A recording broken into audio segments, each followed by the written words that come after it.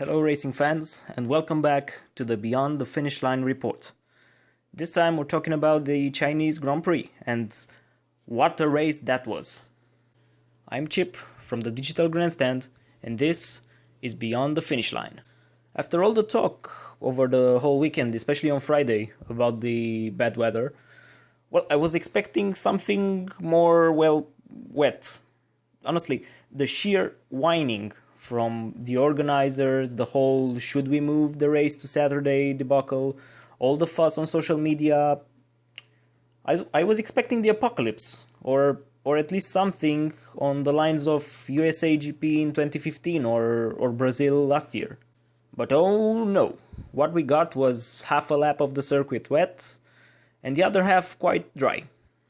Fancy that. Almost every racer started on the intermediate tires, apart from Carlos Sainz Jr., more on him a bit later, and Jolyon Palmer, who dived into the pits right after the formation lap to swap the inters for slicks.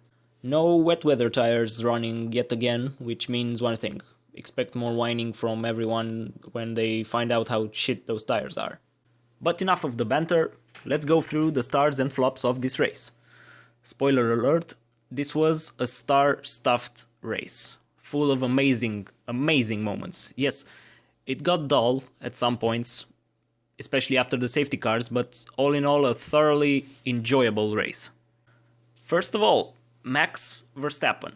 Oh my days! After encountering some engine gremlins in quali and starting 16th on the grid, he ended up on the bloody podium. His start was pretty much perfect, and then Red Bull's strategy was, textbook, benefiting most from the two safety cars, one virtual, one actual, at the beginning of the race, was solid enough.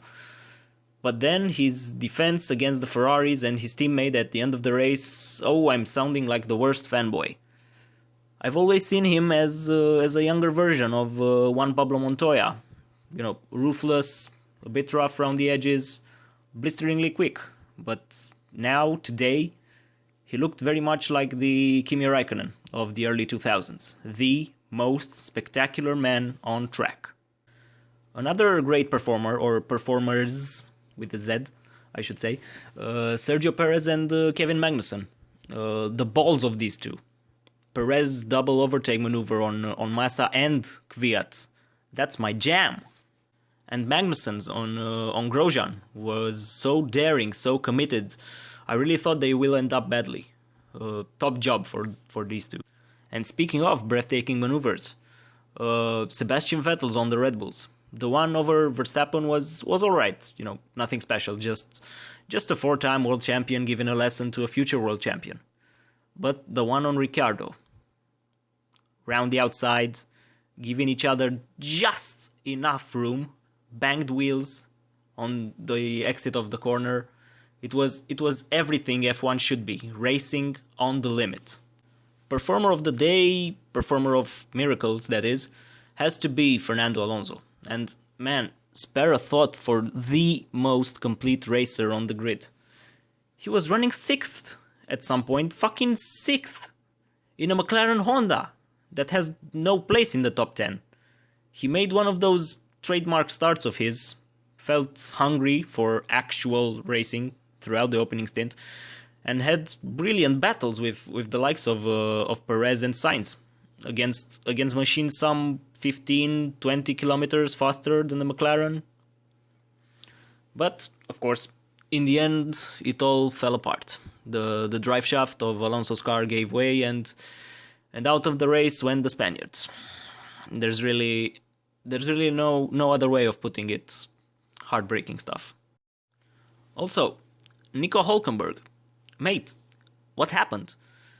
His performance in quali on Saturday was amazing. A Renault, a car that last year barely made it out of Q1, lined up 6th on the grid today. Then it all went to bin. 2 penalties for overtaking under the safety cars, some minor mistakes throughout the race, and rather shit pace in the damp conditions. Mark Webber? That you? A racer who went above and beyond the perceived status quo was Carlos Sainz Jr. Yeah, the Toro Rosso really starts to go just as well as it looks. A solid, truly deserved 7th place for the young Spaniard. Might not sound that spectacular. That is, of course, until you see who was ahead of him. You know, the Mercedes, the Ferraris, and the Red Bulls. And who was behind? Well, everyone else. Great stuff. Also, his little duel with Alonso was quite something. Oh, and he was the only racer who gambled on starting the race on slicks. The only. He's starting to look more and more like the heir to Fernando Alonso. Some honorable mentions, well, Massa, Raikkonen and Bottas were, well, nowhere today. Yes, both Finns scored some points, but when you take into account the performance of their teammates, yeah, rather poor showing. Other drivers that did alright today, Daniel Kvyat, who's really looking like a reborn racer this season after the rather crap one he had in 2016. And also Esteban Ocon. Yep, he finished behind his teammate, and yeah, Perez made an extra pit stop. But he kept the likes of Massa and Grosjean at bay and pulled some okay overtaking moves. Oh, and if Verline is not back on track soon, Ocon is all of a sudden looking like the better positioned driver in the Mercedes camp.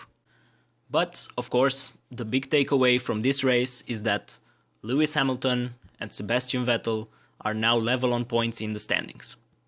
1 victory and 1 second place for each racer. This season is going to be something special. It was always a rather infuriating fact that these two were not able to go head to head against each other over the course of any of their previous 10 seasons in Formula 1. Fast fact, Hamilton only has half a season more experience than Vettel in F1. But this season, oh boy, it's on. It took a while, but it's time. Flawless performances for both today, which is exactly what one would expect. Shame about the safety cars interruptions, for we didn't get a full-on wheel-to-wheel racing between these two. Now, roll on Bahrain. Finally, yeah, a thoroughly enjoyable race. Yes, less overtaking than last year's Chinese GP, but the ones we've seen today were, well, special. The DRS doesn't seem to have that much of an impact in this new formula, so the racers have to think outside the box to get ahead, which is juicy. If anything, it wasn't amazing, this 2017 Chinese GP, but it felt special. It felt a bit old school. Yes, the fastest car finished in the top 6. Yes, some spectacular racers didn't get the results they've deserved, but the on-track battle was top-notch. And if the whole F1 experience is to see the very best racers going against the very best racers, then this race delivered, and then some. What do you thought of the race? Let me know in the comment sections below, and yeah, hope you've enjoyed this video. Don't forget to check back soon for more F1 related content, or you can always subscribe. I've been Chip, and I'll see you next time on the Digital Grandstand.